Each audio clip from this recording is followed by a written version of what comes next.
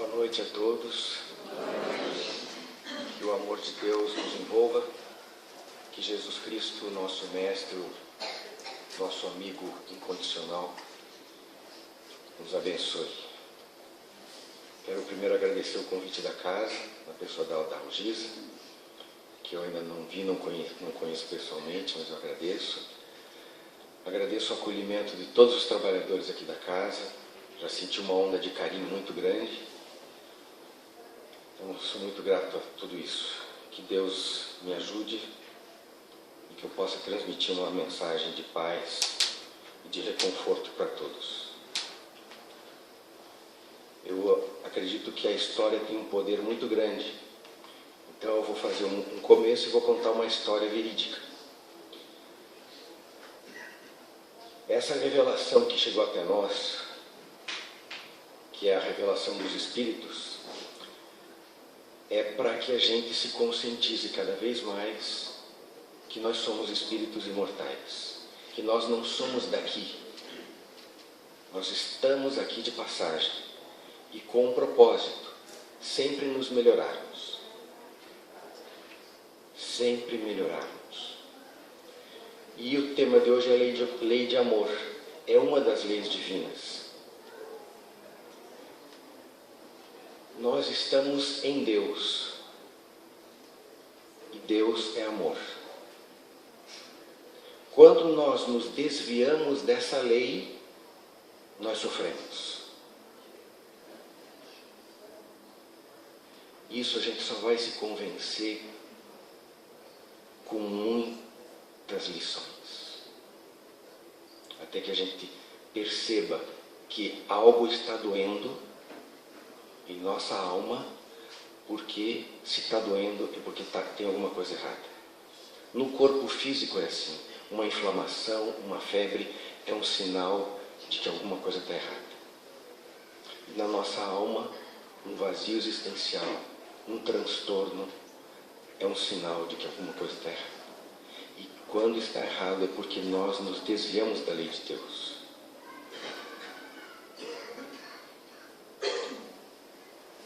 E Deus, nosso Pai, Ele é, eu vou usar uma expressão que os católicos e os nossos irmãos evangélicos usam.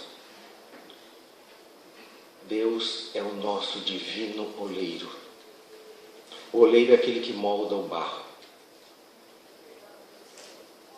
E é usada essa figura para dizer Deus molda as nossas almas. Então aquela história de que, quem já ouviu falar na síndrome de Gabriela? Eu nasci assim, né? Eu sou mesmo assim, eu vou morrer assim. Só que Deus tem uma prerrogativa. Só Ele tem esse recurso, que é a reencarnação. O caráter, o coração duro é moldável nas diversas posições que a gente ocupa nas nossas vidas sucessivas. Então tem vidas que a gente vem na abundância, tem vidas que a gente vem na carência, para ver como é que a gente se comporta na abundância, para ver como é que nós nos comportamos na carência. Se eu, por exemplo, sou orgulhoso, como é que eu me comporto com o meu orgulho na riqueza? Se eu vou oprimir os mais fracos, se eu vou pisar nas pessoas, e na pobreza, se a crista do meu orgulho baixa também. Porque tem rico humilde e tem pobre orgulhoso. Então é o espírito imortal. Como é que o espírito imortal se comporta nessas posições? Nós já passamos por muitos continentes, já falamos muitas línguas, já reencarnamos em diversas cores de pele. Então são salas de aula, dentro dessa escola chamada Terra. Às vezes, numa vida, numa vida, com certeza, à medida que eu for falando, alguns vão lembrar de episódios que pessoas passaram por um sofrimento e, nossa, como fulano mudou depois do sofrimento pelo qual passou. Também a gente ouve falar, puxa, nem depois que passou por tudo isso, ele não mudou.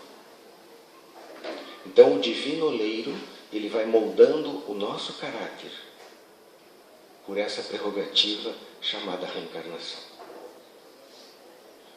Vamos mudando de famílias. Quando o coração é muito duro, ele reencarna no meio de pessoas estranhas. Às vezes ele reencarna com corações muito amorosos. E dependendo do valor que a gente dá para a família, ele vai observando. A história que eu vou contar é porque a vida ensina. A gente ouve muito falar isso. O ditado popular que a vida ensina. Deixa que a vida vai ensinar.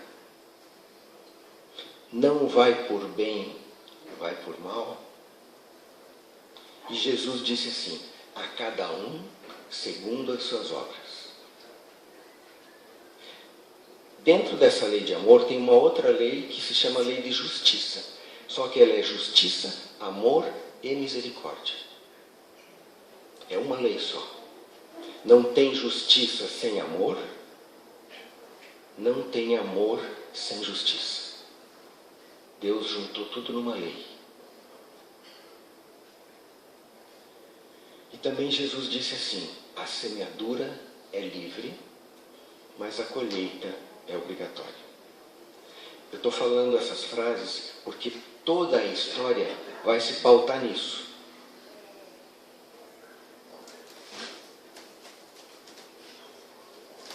Como corrigir um mau caráter? A gente já falou.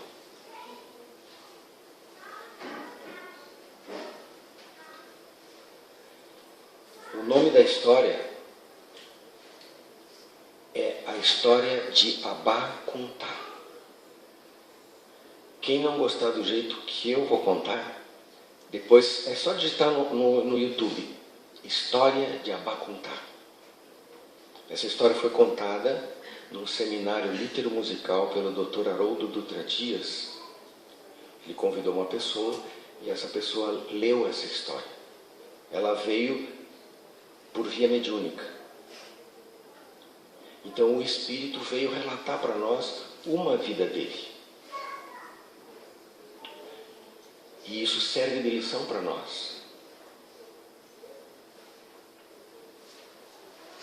Porque diz assim que o tolo aprende com os próprios erros e o sábio aprende com os erros dos outros. Então, essa é a utilidade desse intercâmbio com o mundo espiritual. Ele se dá em clima de respeito, de amorosidade e a gente escuta os nossos irmãos que já estão do outro lado. Quando é uma história de muito sofrimento, a gente aprende com o sofrimento. Às vezes vem mensagens de instruções, mas no sofrimento estão embutidas instruções. Quando a gente passa muito tempo numa cidade que o sotaque é diferente, a gente não assimila o sotaque. Aí a pessoa vem e fala, puxa, você está falando igual a eles. Isso às vezes num período de um mês, 2 meses, 1 ano, a pessoa passa em outro estado que tem um sotaque muito carregado e a gente começa a falar quase igual às pessoas daquele lugar onde a gente passou um tempo. Agora imagine uma reencarnação inteira. Como a gente aprende vários idiomas em cada reencarnação, esse espírito ele vai contar a história dele em forma de rimas. Mas eu queria tirar, antes de começar a história, qualquer misticismo. Porque a gente, na cultura brasileira, tem um misticismo quando se fala em preto velho. E acha que porque é preto e porque é velho, é espírito superior. Não é. Porque quantas vezes a gente já vestiu essa vestimenta? Não é a cor da pele. Por que quando a gente fala em Bezerra de Menezes, a gente não fala que ele é um branco velho? Então, eliminem essa situação de que preto velho é espírito superior. Porque a história dele, e eu vou ler no ritmo dele, porque senão descaracteriza a história, ele vai usar aquele sotaque, tá? Mas não tem nada de místico. É para dar um caráter de originalidade na história. A história de Abá Kuntá. Eu ando por cá olhando vocês nessa fala complicada, com os livros grossos na mão. Fiquei mesmo foi assuntando para não me fazer enganado por gente de má intenção. Eu já vivi nesse mundo e vi muita gente se esconder nas máscaras da palavra complicada, de intenção ruim mascarada, fazendo esse povo sofrer. Mas para vocês, eu quero é contar a história que não está escrevinhada. Está tudo mesmo é gravada na cabeça de Abá Kuntá. Eu era um menino matreiro, lá nas terras distantes do mar, na tribo dos Yorubá, tribo de homem guerreiro. Eu vou abrir um parênteses. Quando eu comecei a escutar essa história, eu me coloquei no lugar dele. Lembram das salas de aula da escola chamada Terra, e que cada vez a gente está numa situação para moldar o nosso coração? Fechei parênteses. Mas um dia eu conheci o medo.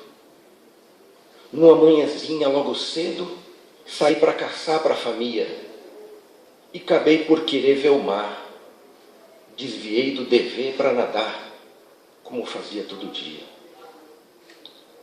Perdido ali na distração, senti uma rede me prender. Comecei a gritar, a me debater, com meu coração na mão. Vi dois homens com cara de mal, falando uma fala toda embolada, enquanto a rede era arrastada e eu preso nela como um animal. Lembrei dos avisos dos mais antigos, de não caminhar sozinho nas trias, andar sempre com gente da família ou junto com muitos amigos. Abá, quieta, por Olorum e Obalatá, Obatalá. Um dia minha mãe esbravejou. Quem caiu na rede dos brancos, Abá, nunca mais voltou. Tomado de apavoramento, continuei me debatendo, tentando me libertar. Gritei os nomes que eu lembrava para ver se alguém me escutava e vinha para me ajudar. Mas só uma resposta Abá recebeu. Um dos homens me bateu e eu não vi mais nada. Só acordei num lugar diferente, apinhadinho de gente, tudo ali aprisionado. Tinha gente de tribo rival, mas na força daquelas correntes, ali nós era tudo igual. Era animal, não era gente. E coisa engraçada que eu vou contar. Inimigo que dantes queria se matar, ali se abraçava a seu mal querer. A dor, ajuntou os companheiros de sorte. Todo mundo ali temia a morte. Todo mundo ali queria viver. Nós fomos tudo amontoado em um barco, tudo apertado, para arrumar para o desconhecido. E ante a rudeza dos brancos, que tratava nós ao solavanco, nenhum gemido era ouvido. Pior que o chicote atrevido era o peito oprimido, enquanto o barco movimentava. Gente que os brancos prendia, se na praia não morria, nunca mais voltava.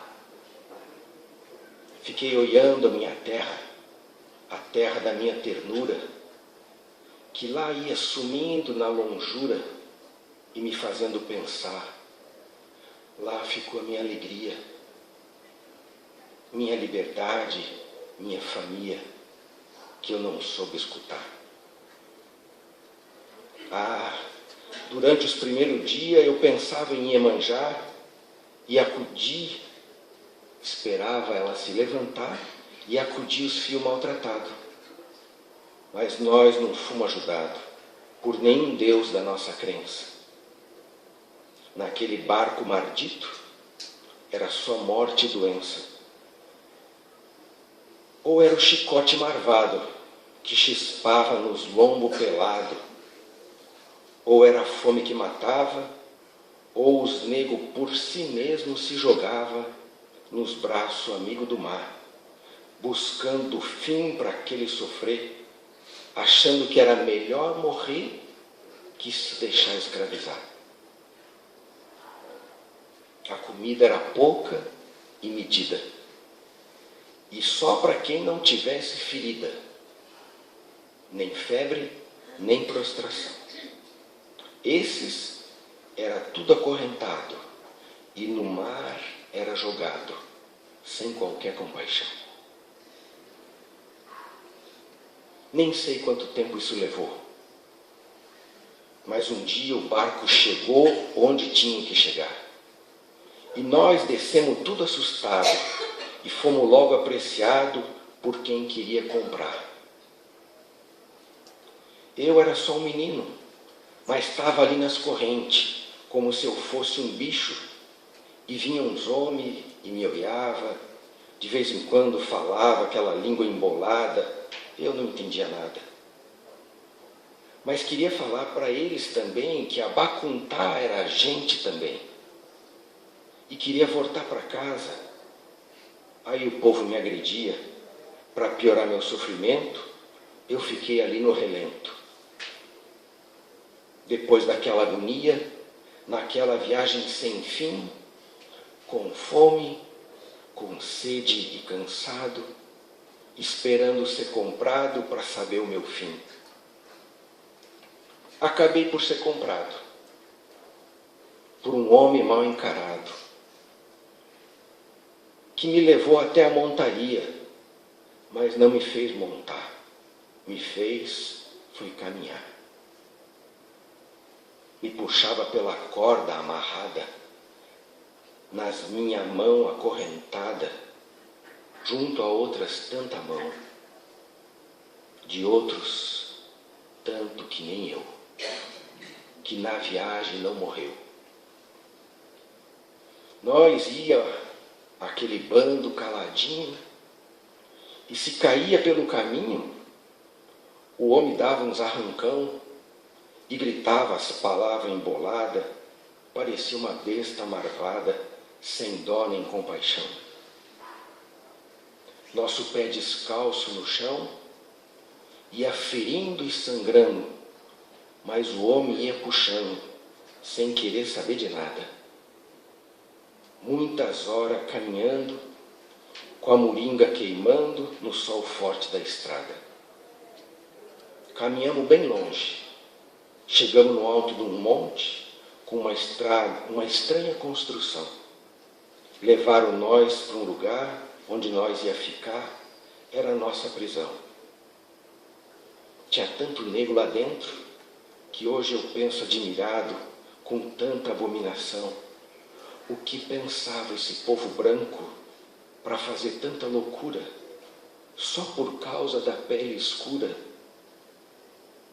Nós não éramos seus irmãos. Durante muitos dias, eu só ficava calado.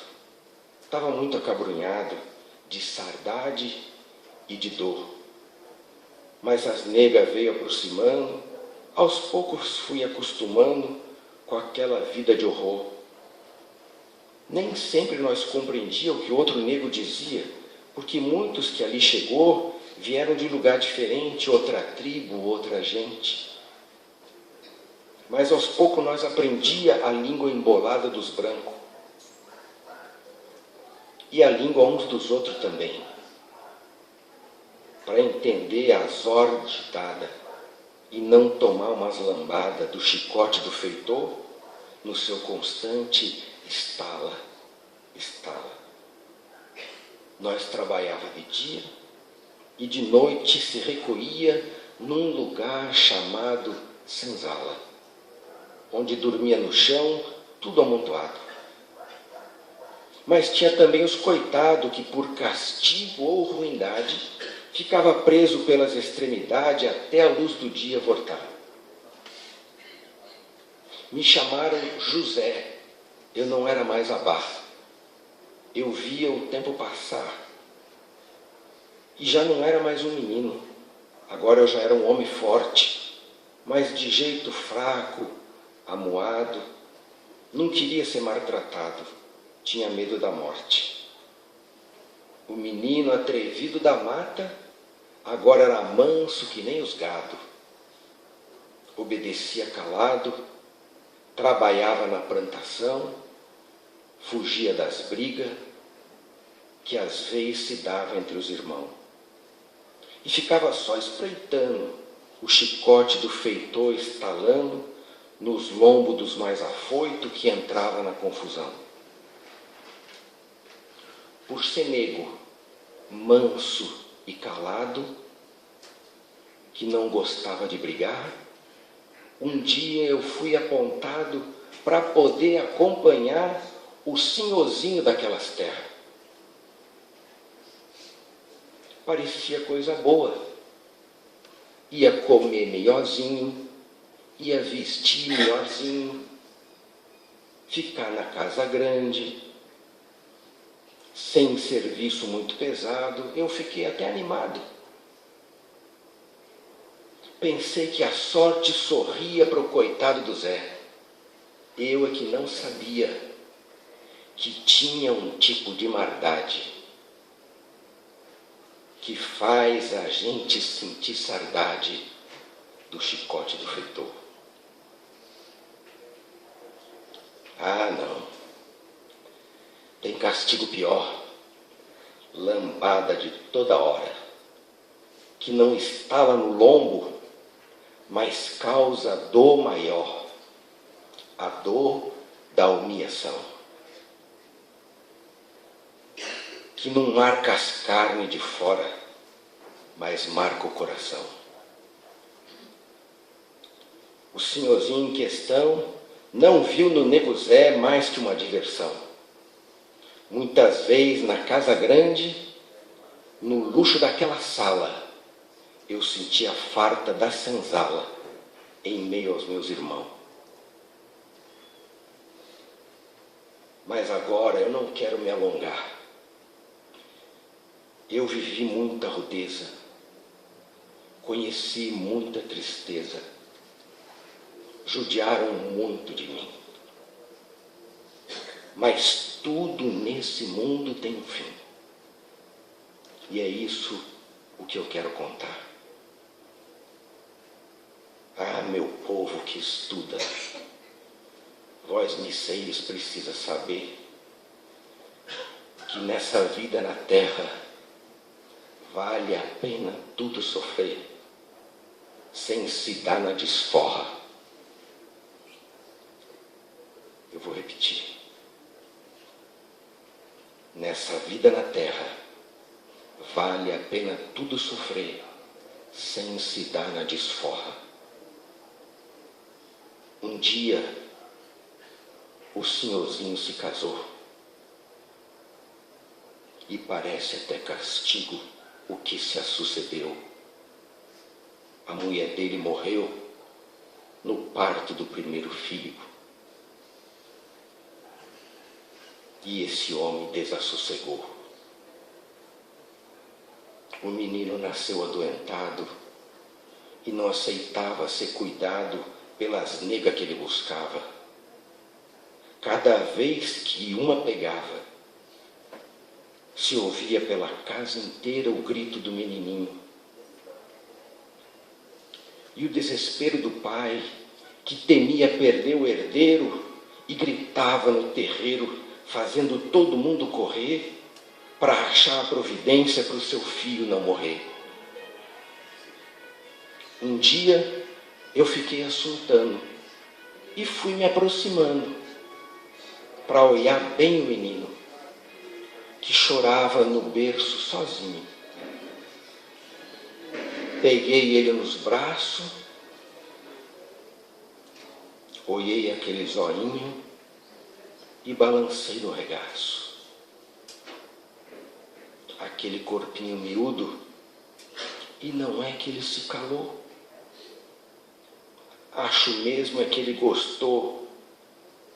Aí o pai me deu sossego, porque eu tinha que pagiar, fazer dormir e alimentar o menino branco do nego. O menino cresceu no meu colo, ouvindo minhas histórias inventadas, ouvindo as minhas toadas, me seguindo para todo lado. Em nada ele parecia com o pai, nas durezas e nas maldades. Meu menino tinha bondade naquele zóio de mar, mas tinha muita fraqueza. Por mais que o nego cuidava, por mais que ele alimentava, parecia definhar, como a luz que se apagava, bastando o vento soprar. Desde que vim de minhas terras, nas ondas bravas do mar, e nessas terras pisar, meu zóio havia secado e nunca tinha chorado. Nas tristezas que eu vivi, nem nas humilhações que sofri, nem nas vezes que eu apanhei, uma lágrima eu derramei. Mas quando eu vi o meu anjo branco baixar no buraco da terra, vocês não podem imaginar a dor que eu senti. Pelos meus olhos eu verti o mar. Vou ser muito verdadeiro. Tive pena, muita pena, do pai do meu menininho. Nunca vi tanto desalinho. Não era gente, era o diabo. Parecia enfeitiçado, de zóio esbugalhado, perdido, sem razão. Não aguentava o sofrimento de ver seu único rebento enterrado naquele chão. Ele que fez tantas mães chorar, separando dos fininhos que os outros brancos vinham comprar.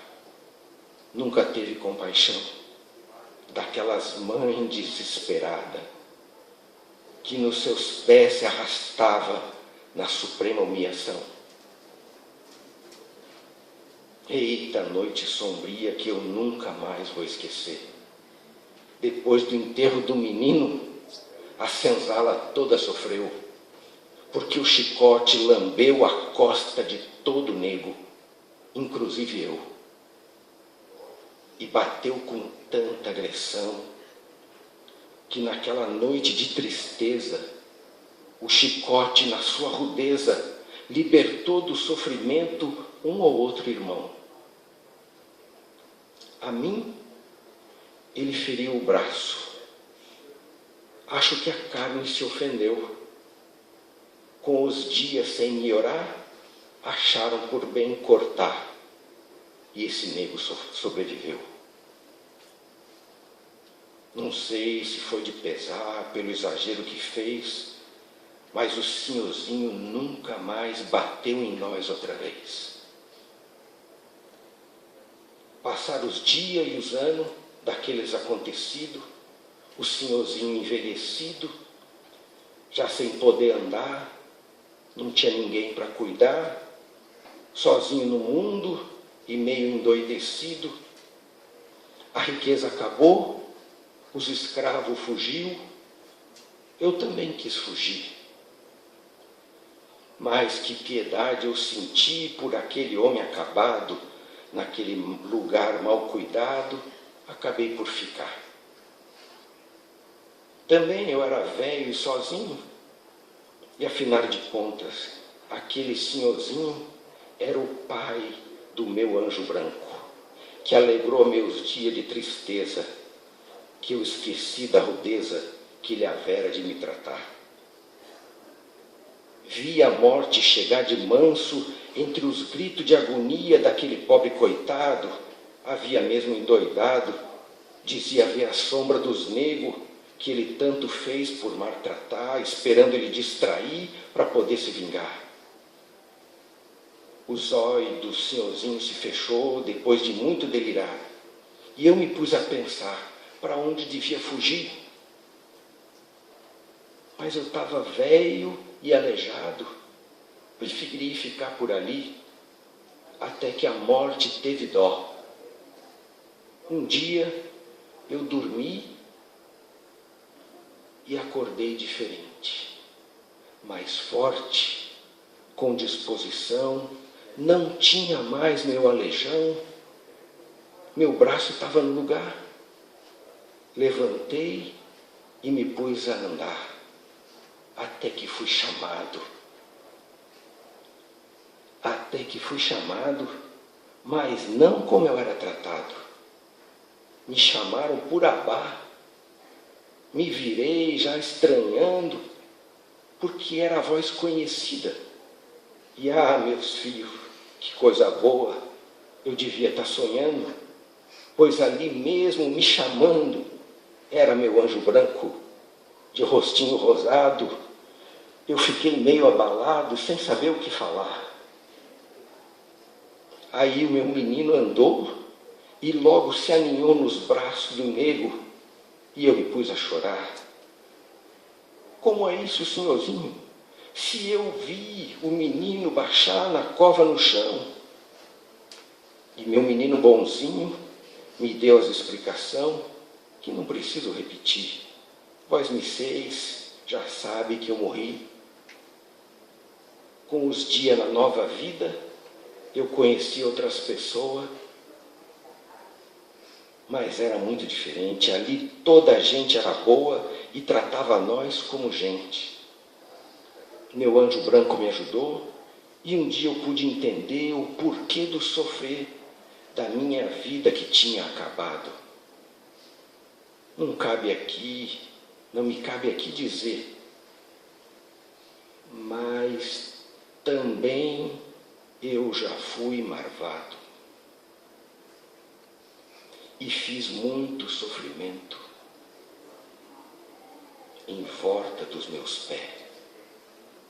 Mas a divina piedade me deixou pelejar para poder me libertar da minha própria maldade. E para afindar esses versos, eu quero dizer para vocês que depois que eu conheci Jesus e soube tudo que ele passou só para poder libertar os seus irmãos pecadores, eu agora sou escravo por vontade desse meu novo Senhor. E ele tem me ensinado que a força maior desse mundo é maior que as correntes de aço que um dia prendeu nosso braço lá na escravidão.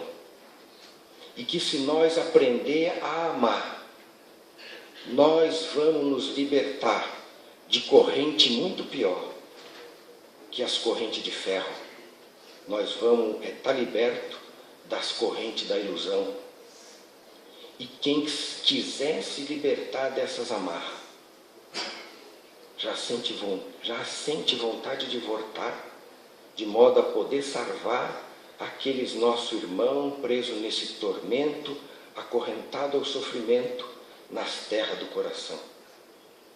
Desde o dia que eu entendi, tenho daqui muito lutado para um dia ver libertado das correntes da ilusão aquele que foi meu Senhor. Mas como Jesus ensinou, agora é meu irmão.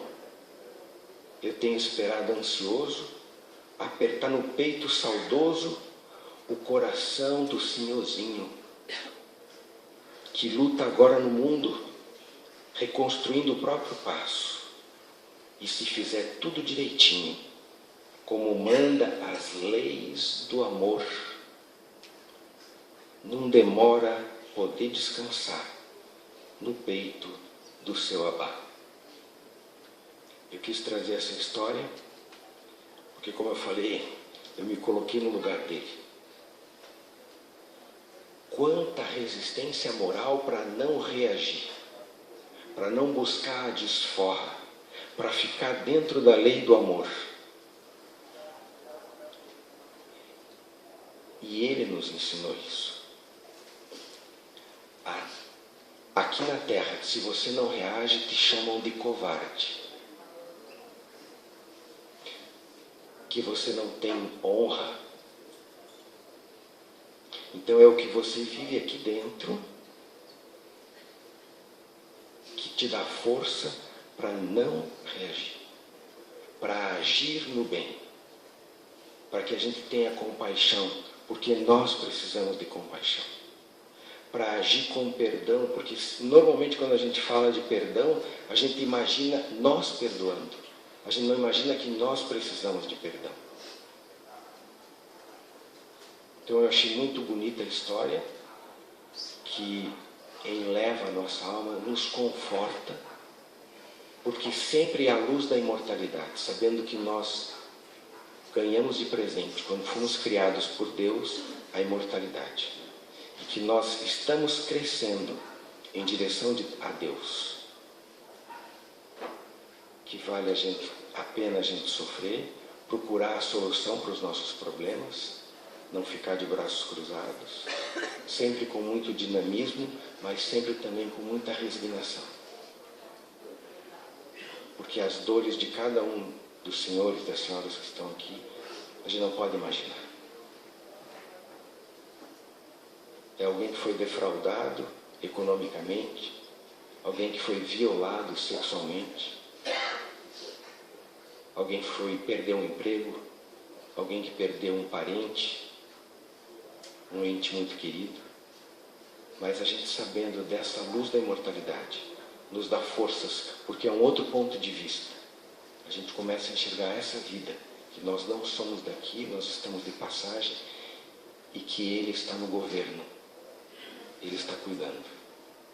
Que Deus abençoe todos vocês. Muito obrigado pela atenção, pelo carinho, e mais uma vez, obrigado pelo convite da casa.